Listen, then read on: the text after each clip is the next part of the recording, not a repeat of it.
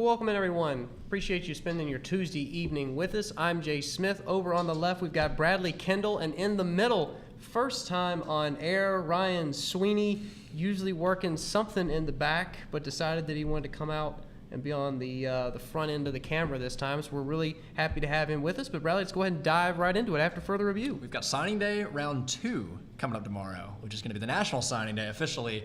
And looking at the top 300, we've got a lot of guys that are already pretty much signed, but Clemson's got a few guys on their radar that they're looking at. We're hoping for the best tomorrow, but a lot of teams vying for these last few remaining guys to sign, and it should be interesting. You're going to see a lot of shakeup in the class rankings coming up, so a lot of exciting stuff coming up. Yeah, it should be entertaining to watch tomorrow. I know Clemson and a lot of other schools around the country have a lot at stake, and obviously, even though we already had the pre-signing period, the early signing period, like you said earlier, there's still a lot at stake for these two schools, or for all the schools matter. But Ryan, we appreciate you joining us. What are your thoughts looking ahead to some of the recruiting, signees or possibly still in the air guys for Clemson for tomorrow? Yeah, well, thank you for unchaining me from the switcher today, guys. It's a lot of fun to be out here making my debut on Tiger Vision.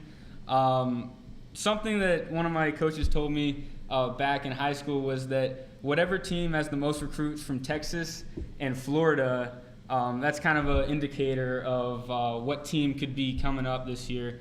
And when I was looking online, it looks like Texas has 5 of the top 10, or UT has 5 of the top 10 recruits coming to their school, which is really interesting because you've seen recruiting go from a regional thing to a more national stage.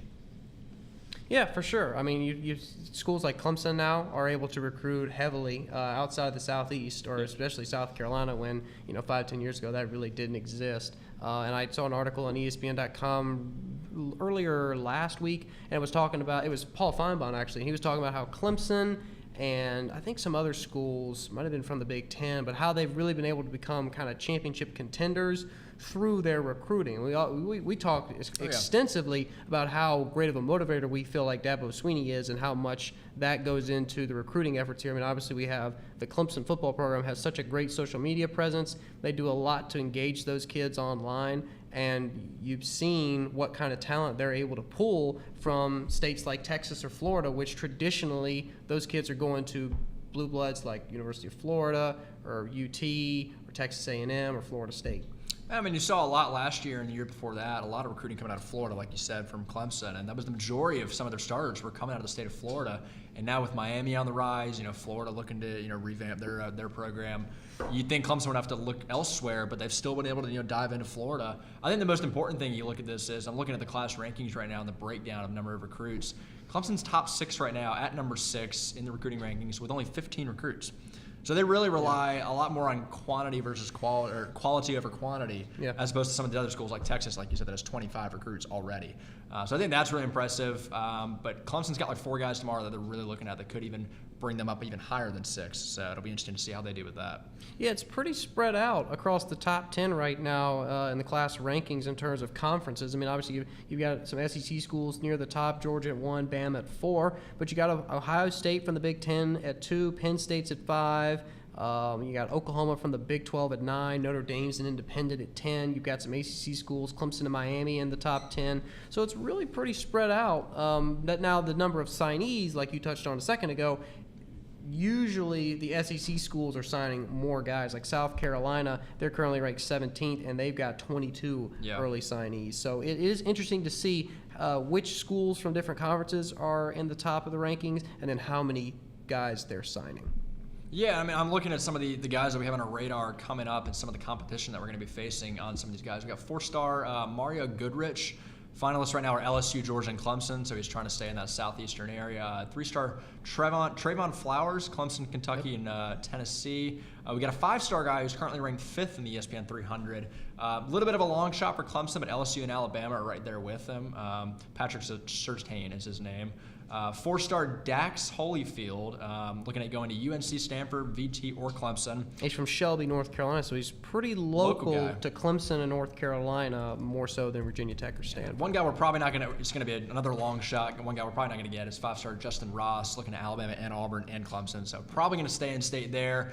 And then the last one is 4-star Richard Gorraj, visited Clemson recently. Probably going to go to Auburn though. So It's still interesting. I mean, you just touched on Justin Ross, the 5-star wide receiver out of Alabama. I mean, his top 3 are Alabama, Auburn, and Clemson. Well, you know that Alabama and Auburn are the 2 premier schools in that state. I mean, especially within the SEC and D1 football. But the fact that Clemson is the only other school in the country competing for this guy's talent, I think, is a testament to what Dabo has done on the recruiting front. I mean, Ryan, you're obviously not from around the Southeast. I mean, you basically grew up in the Arctic Circle. But, I don't know. I mean, you talk a little bit about what you think. I mean, the brand recognition of Clemson now extends well beyond the state of South Carolina. Oh, absolutely. I mean, when I was talking about coming down here, people were talking to me. I played high school football, and before you guys won the national championship, they were like, "Oh, are you going to play football down there?" And I'm 5'8", and I played offensive line. So I was like, I don't know what you guys are talking about. So definitely after winning the national championship, people started having a better understanding of what Clemson is. Mm-hmm. They still don't know where it is. They're like, oh, what city is it in? And I tell them Clemson, and they're like, okay, that doesn't help at all. But it is cool to see the Clemson name recognition, and the brand is hotter than ever. Mm-hmm. Pull in people from out of state. And as you said, he was looking at Alabama and Auburn. He's from the state of Alabama. And that Clemson is on the top of the list is really interesting. And they don't want to come here for a couple of years, graduate, and go straight to the NFL. I mean, you got guys now like you're seeing with Cleveland Farrell and Christian Wilkins that they want to come back. They don't want to graduate. They want to stay here and continue to play for Dabo and have a chance at another national championship. So It's not like a school, I guess the equivalent would be like Kentucky or Duke in basketball, where they're just funneling through. I mean, they're going through guys as quick as they're getting them. Every year or 2 years, those guys are going to the NBA. They're grooming them for professional basketball. Whereas at a school like Clemson, yes, you have the ability to go play in the NFL. Numerous examples of guys that Clemson has sent to the NFL over the last decade. But at the same time, you're going to love your time here. You're going to enjoy playing here, and you're going to want to stay. Yeah, I mean, going back to what we were talking about a couple weeks ago with, the coaching carousel, what could happen with some of our coordinators right now, that's one reason Dabo really wants to keep these guys around, not only their performance on the field, but what they can do off the field recruiting-wise. Venables has been a fantastic recruiter for us. I mean, you see some of these guys that are vying for other schools like LSU and Georgia and all the SEC schools. They're able to get these guys and pull them out and keep them around for a long time. And then you said in this new day and age of we want money, we want it now, we want to go to the pros, it's amazing they're able to keep these guys for 4 years. And I think with Christian Wilkins and Cleveland Farrell, years from now, they're going to be a great representative and be able to talk to these guys like, listen, you're going to want to come to Clemson and stay around for a while. So they've been really impressive, and I think the ceiling is the roof right now, as Michael Jordan would say. Mm-hmm. Yeah, I think it's really a testament to the school that these guys are foregoing $1 million contracts and first-round draft picks to stay here and not get paid, but to maybe build themselves on the field as well as off the field at Clemson. Yeah, I think that for a lot of people who have grown up Clemson fans, the thought of pulling in 1 5-star for for an entire class would have been a huge deal, and now Clemson's inking 4-star guys, like it's just usual business, and they're pulling the 5 stars as well. So it's the brand recognition, like we've already touched on, and the allure of playing here has certainly increased. And as long as the success continues, it will only continue to do so. So I think there's a lot that Clemson, has already gotten from the 2018 signing class, but there's definitely still a lot on the table. There's a lot on the table for a lot of schools around the country. What'll be interesting to see, and I'm actually going to pull up their ranking right now. Yeah, Florida State, coming off of an abysmal season by their standards, by really a lot of school standards, they're still in the top 20. They're ranked 16th right now. They have 16 signees, and honestly, that's pretty impressive. I mean, just for them to still be able to get in the top 20 recruiting. Now, you do look at a school like Texas, who's been mediocre now since the Rose Bowl from 2005, 2004, Yeah. and they're still in the It's been a top long three. time from Yeah, it's them. been a while since Texas was in the national conversation, but they're still pulling in top 5 recruiting classes every year. And this is one of the first, real recruiting opportunities they've had down there with Tom Herman. This is Herman's first real chance to go out and recruit these guys and bring them on his staff, as opposed to getting the players that he had from the previous staff. I think it's even more impressive that Baylor cracked the top 20 after what they've been through, cracking it at 18 with 23 recruits, with Texas's newfound presence in the state. The fact that I think Matt Rule, the guy's coach's name, after coming off an abysmal season, like you said before with Florida State, they're able to even learn a top 20 class. So that's impressive for them. Michigan, we haven't heard a lot about Jim Harbaugh this offseason. They're 15th right now, but you kind of expect after the last couple years they'd be towards the top 5. You haven't heard much out of Michigan at all. There's this a little offseason. bit of fatigue, I'd say, right now in Michigan when it comes to Jim Harbaugh and the stunted success, we'll call it, that they've had so far under him. So that is interesting to see, but you've got guys like Mark Richt at Miami. They're at 7th right now. They got 22 early signees. Obviously, that's always a big school. And then really another one that still impresses me is James Franklin at Penn State. Yeah. No Top doubt. 5. Penn State obviously has the name recognition. They had a slump there for a while, but they have come back roaring. And Franklin has proved after his short but successful tenure at Vanderbilt that he can create and sustain a top-tier program in a top-tier conference. Yeah, and someplace that's not in the South. Like looking at some of the other teams, outside of Notre Dame, most of these teams are, let's say, in the Southeast, and they pull from that area. So that's even more impressive. He's able to lure them all the way up there. I think another thing I noticed, Alabama's not in the top 2, which they've been for the last 9-10 years. They've been Georgia, up there. So Georgia right now, Georgia top dog. dethroning them right now. Top dog. Yeah, so they're getting a little revenge in the recruiting trail after the national championship. But Alabama game, only so. has 19 signees. Georgia's got 22. Ohio State at 2 has 24. And Texas at 3 has 25, which I believe is second to only Virginia Tech and Minnesota. Interesting. Who are both in the 20s. PJ and Flex pulling some strings up there. They have 26. Well, Justin Fuente. Yeah. Able to get 26 absolutely. early signees, and they're 23rd. So VT, they're still hanging around.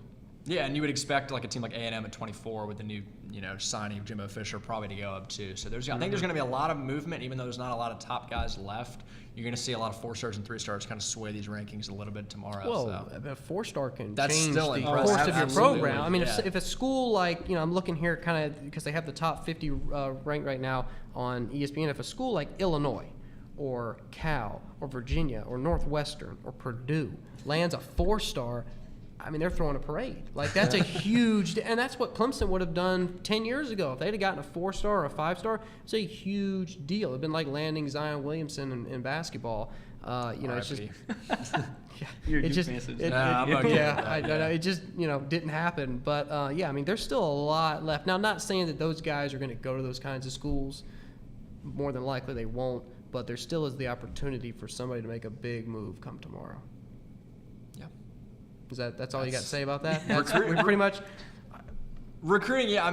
I don't think I know we've talked in the past. You're not really huge into recruiting. No, I think it's a little bit overblown. It is a little bit overblown. I think overblown. it's commercialized a little bit too much. I think it's the we won't get same with the into that. NFL draft. Yeah. I don't really get huge into. I know we're gonna have Jackson on later in the year doing our NFL draft special. Absolutely. But I want to see guys prove it before you see all the hype around. some of these players. Listen. I understand that for a lot of these guys, it is the most important decision of their lives. Because unlike going to the NFL from college, when you're going from high school to college, you get to choose. Yeah. You get to choose where you want to spend 2, 3, 4 years of your life, arguably the most formative years of your life, playing for a coach or for a school and getting an education. Most guys are going to get their education and try to graduate.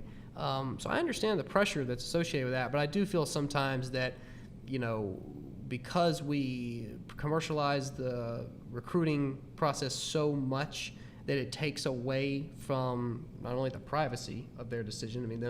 Obviously the guy's going to go back to his family. He's going to talk about with his parents, what's best for them.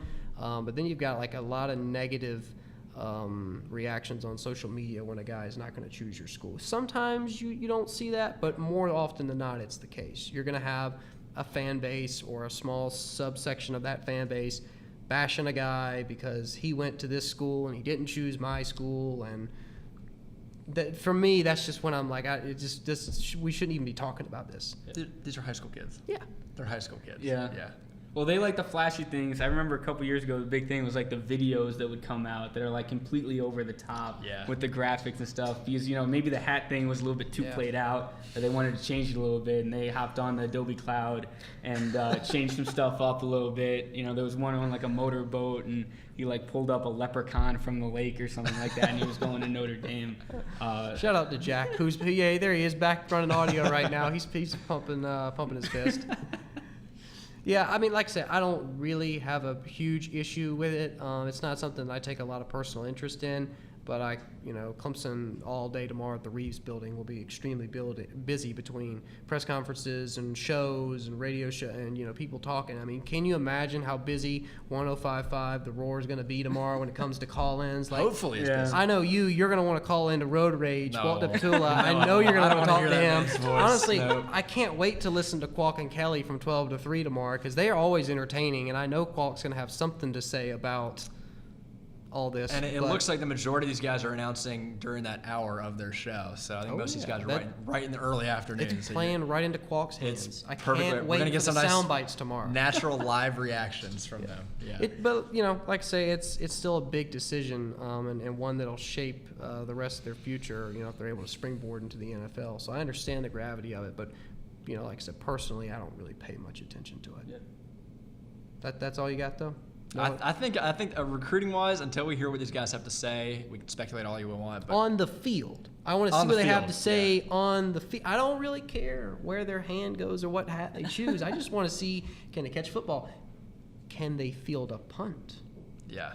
Can they field? Because Clemson, we can't field punts here. Can they protect a quarterback? Can they protect the quarterback? Didn't get much of that this past year. I mean, so that like I say, I get it, but at the same time, show me what you're made of on the field, and then we can start critiquing guys or praising guys. So we'll go ahead and jump into a second topic of tonight's show. We wanted to hit on the Super Bowl. We know that we're not technically a pro football show. I know that's a little bit more the extra points thing, but we will touch on briefly some of the guys who played in the Super Bowl. We have one former Clemson player, Dwayne Allen, really good tight end here. Apparently not good enough to play for the Patriots because I don't think, did he play at all? I think He was couple used drives. as like a blocking tight end or to fill some space in the flat, but Gronkowski was the tight end. Yeah. When you have him, you got to play him. So. And Gronk might not be coming back next year. From what I hear, that killed me. Dwayne Allen could be the featured tight end now in New England. Yeah, he didn't really give a straight answer after the game. No, he didn't. And apparently his house got robbed too. I think that was a report that I just saw. He did, yeah, a little bit. And that, that's actually become kind of a common thing. Unfortunately, I mean, you've seen in the past, like after championship games, someone's house gets robbed. It's really strange the way that works. I'm sure a lot of people's houses got robbed in Philly. When we were, I don't know if there's any houses left standing after the game. I mean, I had a friend down in Philly. He goes to college at I think it's St. Joseph's, and he said he's going to the city, and I was like, dude, be careful. There's riots out there. Yeah. Temple. They're located right in Philadelphia. I believe so. Yeah. I think Jack's nodding his head. Okay, I just want to get. I mean, Jack would know. Culture yourselves. All we heard for the last 48 hours was Jack saying, "Guys, you don't understand. Philadelphia's going to burn." Yeah, and no, like, it did. And they had some crazy stories. Jack was showing me pictures of the police scanner, the text from the police scanner the night of the game, and stuff that they were reporting in was just wild. But jumping back to college football for a second, what was really interesting is looking at the rosters between the two teams. Stanford actually led all of their schools with the number of players on the rosters. They had 5 guys. Arkansas, Florida, Florida State, Michigan, and Oregon, and West Virginia had 4. And then you had teams like Alabama at 3, LSU 3, Ohio State 3, Texas 3, Auburn 2, Oklahoma had 2, some other big school. Brown had there's some small schools. So Listen, there were some small schools. Toledo's represented. West Texas A&M, which I didn't even realize was a school, gets represented on here. I'm sure Evan's a little mad at us for saying that because he probably knows every player on West Texas A&M's roster. I know Stony Brook, and that's got to be like a D2 school? I believe they play D1 in basketball, so they may be D1. I'm not entirely sure. But I think one of the biggest stories you saw was Malcolm Butler, the cornerback for the Patriots from West Alabama. So one of those underrepresented schools didn't even get to play. So they didn't even get their one representative in the league in the Super Bowl to play. He played 98% of the snaps throughout the entire season as a Patriot. And he obviously found out right before going on the field, because you don't have that reaction of crying during the national anthem. Yeah. Unless you didn't know right before going out, which was upsetting as a Patriots fan. And you even had a lacrosse player in there, Chris Hogan. Oh, Chris Hogan. Monmouth University, right? Monmouth University represented, yeah. So working himself as a wide receiver. But yeah, I mean, I think I'm looking at the roster right now. There's a lot of it's very spread out. A lot of them from the SEC, obviously, but there's with the combine coming up, there's a lot of small name schools, small name players that are going to be represented there. I mean, you got a shot to be added on one of these teams and win a ring. I mean, it's not completely out of the picture at all. Yeah, I mean, just because you're warming the bench doesn't mean you don't get the ring that signifies you are a world champion. I mean, let's be honest. When you're 80 years old and you show your grandkids the ring, they're not going to say, what position did you play or how many yards you have? He's like, hey man, I got the ring. Yeah, I got the Super Bowl ring. Speaking of sitting the bench, this was the year of the backup. It really wasn't football. I mean, college and the NFL. I was going to say that the defenses for both teams sat on the bench both games. They just let the offense run down the field both ways, man.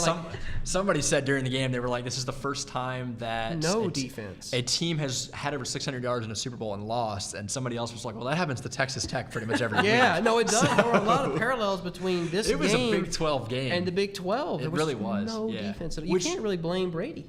No, he played really. a stellar game.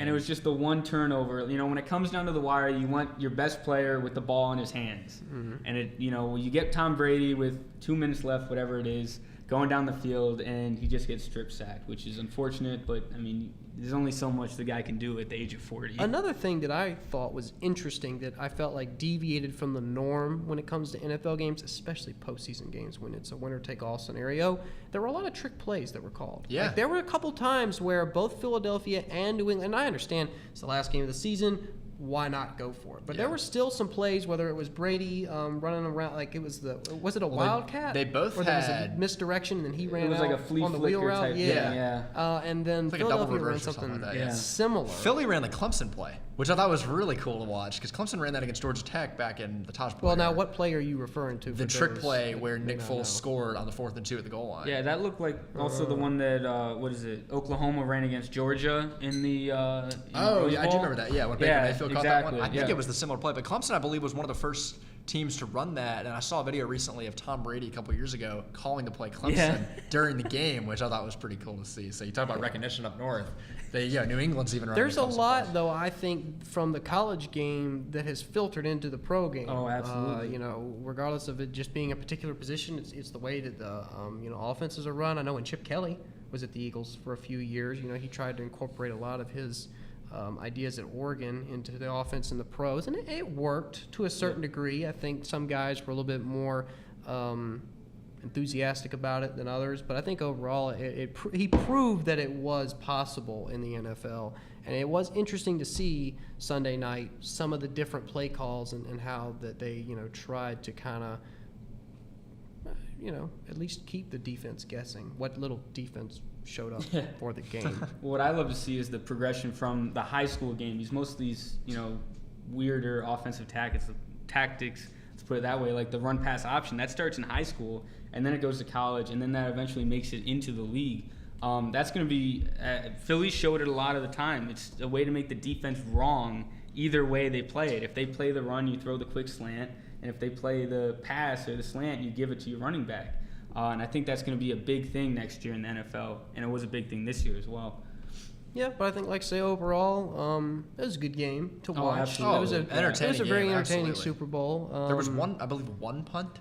One punt by Philly, I think. So the punters didn't get much action at all. No. I know that some of the kickers didn't play too some well of the either. holders got their names recognized for the wrong reasons, unfortunately. But like I said, I think it's the year of the backup quarterback, Tagovailoa and Nick Foles, both coming in clutch. Both had 3 touchdowns and 1 pick, which I thought was kind of cool. Both similar stats.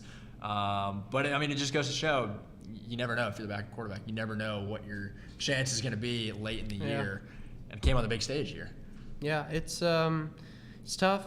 No more football now until the fall. A little bit withdrawal. Just a little bit. I'm not gonna try and compare college football to the NFL. I mean, obviously I'm more of a college football fan, but it was kind of tough watching that final Hail Mary at the end of the Super Bowl, going, this is the last football play I'll see until what was it, mid-August or late August? Well, if you ask Deshaun, the season's already started because he's out running. This is on the true, treadmill. and that's was something we can so- kind of talk about too, real quick. Is Deshaun, and he's kind of started now on his road to, Recovery. getting back to hopefully where he was, because he had such a breakout half a rookie year. And this kind of goes to show how good the Eagles were, as they can lose their starter, potentially MVP candidate, and still stay on top. I mean, the Texans, let's be honest, outside of Deshaun, were not much of a contender in the slightest. I mean, Tom Savage compared to Deshaun Watson is a little different than Nick Foles compared to Carson Wentz. Well, they were able to win playoff games. They weren't able to just win the regular season game. They were able to go through the playoffs against tough opponents. Yeah. And win As underdogs. And Yes. they embrace that mentality Yeah, with all the whole absolutely. underdog Yes. masks. Yeah. And they also lost their left tackle, Jason Peters, who's a top 5 left tackle in the league, to injury during the season as well, and being able to rebound from those and putting in the backup, next man up mentality, and getting going with that. You still have not seen any year that the Patriots have won a Super Bowl, Alabama wins the national championship. That still has not happened yet, which I think is Really? incredible. Has not happened once. Well, you know what's also incredible? I saw this on Twitter after the game. In Super Bowls, where Eli Manning has made an appearance, Yep. the Patriots are 0-3. He made a little bit of a man. different appearance Played this him time twice than before. and was in Yeah. the commercial this year. Speaking of commercials, I felt like Tide won I love Tide Pod the day when it came to because I don't know if they meant to do it with the whole Tide Pods controversy kind of that's still going on, but I felt like this year with their series of ads, they were able to get people talking about Tide, and they never had to mention Tide Pods. Like, it was all about the humor. It wasn't about, hey, don't eat Tide Pods. People have been probably a little disappointed that they didn't show that, but still, I mean, the name recognition has been. Yeah, but gone through overall, the I roof. didn't think there were too many memorable. I like the one with the Commercials. Vikings. I think was it a Ram or a Nissan That was good. commercial? Driving Yes, through the wall. where they They go got- into yeah. Minneapolis and then they turn around. It's like, That was tonight's fun. game is featuring the Eagles and the Patriots, and they just turn it around. Let's go back. I wonder if they had that already made from a Oh, couple I'm weeks sure ago they when the did. Vikings were Possibly, playing yeah, and they were possibly did. ready for it if Minnesota would have been in it. Not many food commercials though. Usually you see more like Doritos, Snickers, M&M. We did see an M&M commercial. Oh, that was, They want a that little was bit an disappointing. interesting It was one. interesting. Quite strange, yeah. But I think overall it was more product. It was cars and it was different types of products that weren't necessarily food You even had that related. infamous black screen commercial, which everyone loved. I'm sure. Yeah, for yeah. about Somebody 10 lost seconds. a lot of money. Someone lost a on lot that. of money with Man. that one. Yeah. I think overall a little disappointed though with commercials. I would agree. Yeah. Yeah. But like I say, overall, it was a pretty good football season. I know, obviously, we don't cover pro football on this show, but it still was good Super Bowl and good series of playoffs. But looking ahead now to tomorrow with signing day, there's still a lot. I mean, college football just never stops. It just keeps going. There's always something new coming out about it. And it should be interesting to see where everybody decides to go tomorrow. I know Clemson, obviously, it'll be buzzing over the Reeves building like we talked about earlier. So any final thoughts y'all got on recruiting? Anybody you hope to see here over others? I'm pretty satisfied where we are now. If we made no moves tomorrow, I don't think it would really bring us that far back than where we would have been if we had gotten them. So I think right now, if you would have stopped and there would be no signing day anymore, I think our staff would be pretty satisfied with what we got. But we could always get better. I mean, that's for sure. We Yeah. got 1 5-star that can help us on defense in the secondary, so that'd be great to get. Yeah, not necessarily a Clemson thing, but one of my friends, he was left tackle when I was a senior. He had a workout with the U, a little while ago, and I'm looking forward to see where he goes. We went to high school together and we're pretty close. So, Sean, I'm looking where you're going. Well, what's interesting to me, I think the biggest takeaway so far after the early period, there's 2 schools in the top 13 with less than 20 signees so far, and it's Alabama and Clemson. Wow. Alabama has 19, Clemson has 15.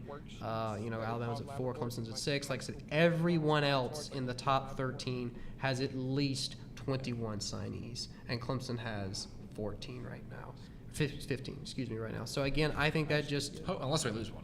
yeah. But, Well, yeah. again, I think it just goes back to these are the 2 premier programs right now. I know that Clemson did not play well in the matchup this past year. But who'd they lose to? third, Yeah, it was the third round between these 2 schools. I don't think it'll be the last. No. It might be the last Especially from this year, college yeah. football playoff matchup in a while. For a while, I mean, it may be a while before those 2 schools go up against each other again in the college football playoff.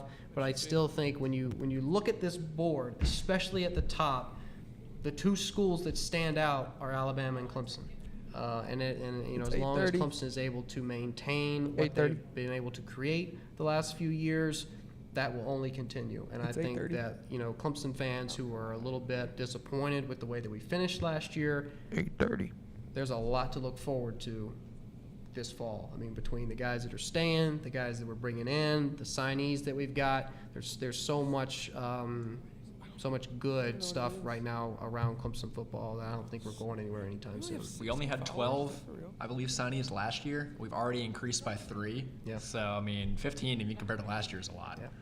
Well, it's been a lot of fun bringing you this episode after further review. We really appreciate Ryan joining us for his on-camera Thanks for coming in, debut. man. It was a lot of fun talking some college Absolutely. football, a little bit of Super Bowl talk with him. So for Bradley, Ryan, and myself, this has been After Further Review. Thanks for watching.